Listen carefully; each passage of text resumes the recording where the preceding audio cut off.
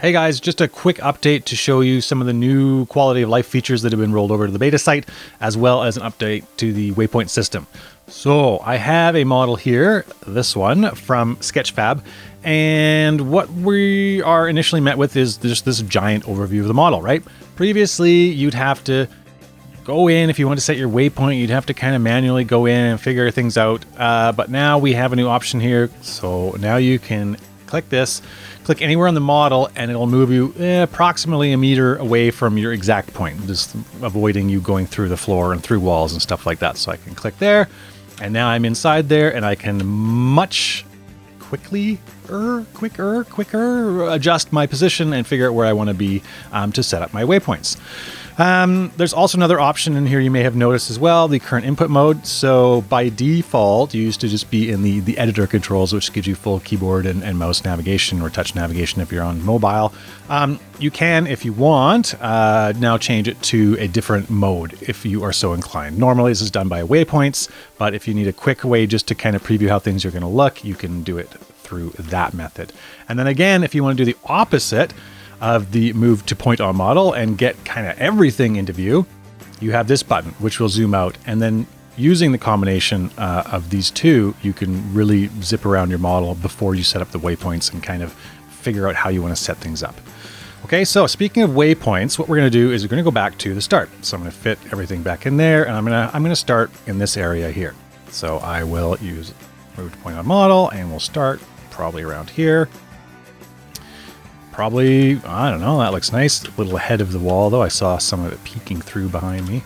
Okay, and so now I'm going to go in edit mode and waypoint, and I'll just create a new waypoint. Now, this leads to the next set of updates, which is live waypoint editing. Previously, what would happen is you would create a waypoint, and then as soon as you move the camera around, all these values would update. If you set some boundaries, you'd be limited by those boundaries. After using it for a while and getting some feedback, that was not necessarily the best way to do things. So what we've done now is we've have this live waypoint editing, which lets you kind of preview things and then get out of it, make changes, and then go back in. I'll show you what I mean. Right now, I'm in the default editing mode, right? I have my full keyboard navigation with WASD and the mouse. I can look around.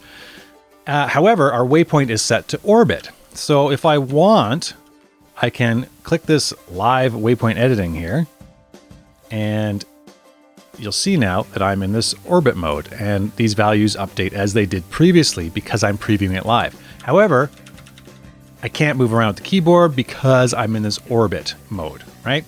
Now, if I wanted to move it over a little bit, previously you can't, now you can. You say, okay, well, I'm just going to turn that off, and I go back to this view here. Now, the astute viewers may have noticed that this new button appears here. So, as I'm moving around, now these values don't update. So if I was to flick back to my waypoint, I'm back at the start, okay? We may want to position our camera. Say we want to start, with the hallway a little bit on the right here, and just this thing right here. What we can do is we can set the position and the target from our current view, and if you watch all these numbers here, they update to my current position. So now if I go back to the live waypoint view, I'm back into orbit mode, and I can simulate what the user would look like, or how the user would look around when using the waypoint. Okay, same with the control limits. So let's say we only kind of want to look at this area here. We can set a limit with our yaw. We'll say maybe they can only look from here to here. And you can only look, let's say, I don't know, down to there and then up just a smidge so you don't see the empty blackness of space. And now, sure enough, I'm limited to that range. However, toggling off the live waypoint view, I can go back and I'm back in my normal camera view. All right. So those are some quality of life updates and the new live waypoint editing feature. I hope it makes your lives a little bit easier. Thanks for watching.